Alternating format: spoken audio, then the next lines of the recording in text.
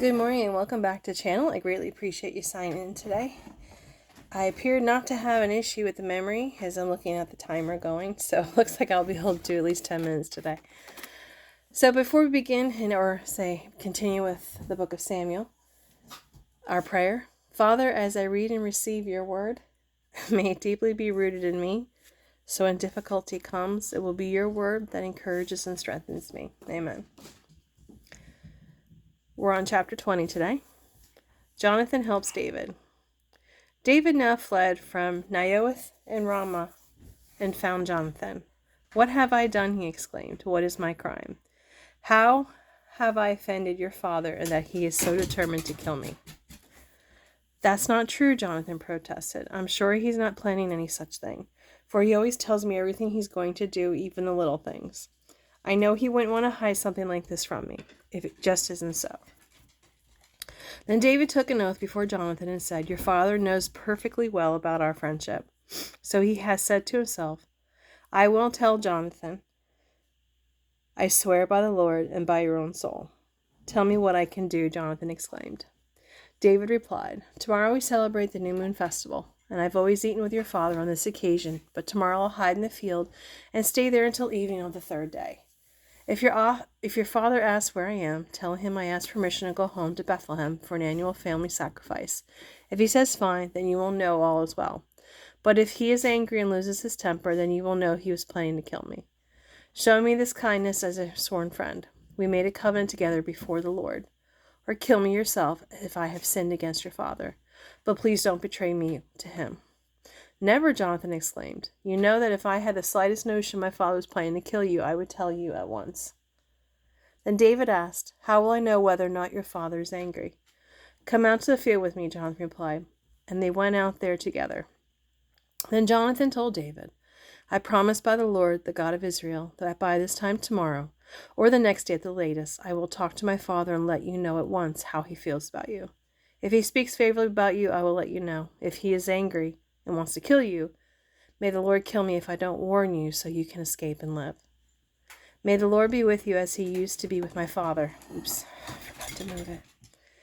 "And may you treat me with the faithful love of the Lord as long as I live. But if I die, treat my family with his faithful love, even when the Lord destroys all your enemies." So Jonathan made a covenant with David, saying, "May the Lord destroy all your enemies." And Jonathan made David reaffirm his vow to friendship again. For Jonathan loved David as much as he loved himself. Then Jonathan said, "Tomorrow we celebrate the new moon festival. You will be missed when your place at the table is empty. The day after tomorrow, toward evening, go to the place where you hid before, and wait there by the stone pile. I will come out and shoot 3 arrows to the side of the stone pile as though I were shooting at a target. Then I will send a boy to bring the arrows back. If you hear me tell him, 'They're on this side,' then you will know as surely as the Lord lives that all is well, and there is no trouble. But if I tell him, 'Go farther, the arrows are still ahead of you,' then it will mean that you must leave immediately, for the Lord is sending you away. And may the Lord make us keep our promise to each other, for he has witnessed them." So David hid himself in the field, and when the new moon festival began, the king sat down to eat.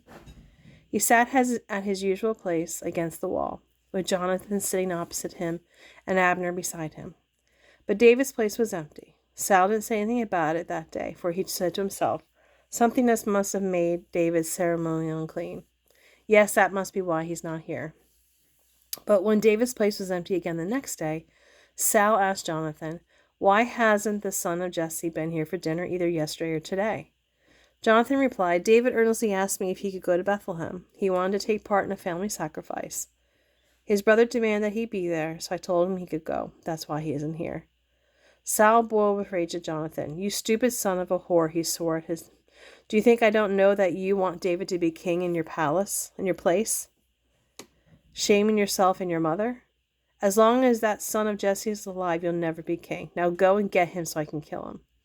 "But what has he done?" Jonathan demanded. "Why should he be put to death?" Then Saul hurled his spear at Jonathan, intending to kill him. So at last Jonathan realized that his father was really determined to kill David. Jonathan left the table in fierce anger and refused to eat all that day, for he was crushed by his father's shameful behavior toward David. The next morning, He has agreed. Jonathan went out into the field and took a young boy with him to gather his arrows. Start running, he told the boy, so you can find the arrows as I shoot them. So the boy ran, and Jonathan shot an arrow beyond him. Then when the boy had almost reached the arrow, Jonathan shouted, "The arrow is still ahead of you. Hurry, hurry, don't wait." So the boy quickly gathered up the arrows and ran back to his master. He, of course, didn't understand what Jonathan meant. Only Jonathan and David knew. Then Jonathan gave his bow and arrows to the boy and told him to take them back to the city. As soon as the boy was gone, David came out from where he had been hiding near the stone pile. Then David bowed to Jonathan with his face to the ground. Both of them were in tears as they embraced each other and said goodbye, especially David. At last Jonathan said to David, "Go in peace, for we have made a pact in the Lord's name.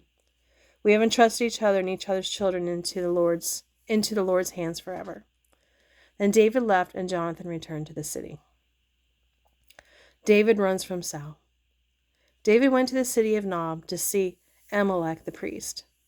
Ahimelech trembled when he saw him. "Why are you alone?" he asked. "Why is no one with you?" "The king has sent me on a private matter," David said. "He told me not to tell anyone why I'm here. I have told my men where to meet me later. Now what is there to eat? Give me 5 loaves of bread or anything else you have." "We don't have any regular bread," the priest replied, "but there's the holy bread, which I guess you can have if your young men have not slept with any women recently."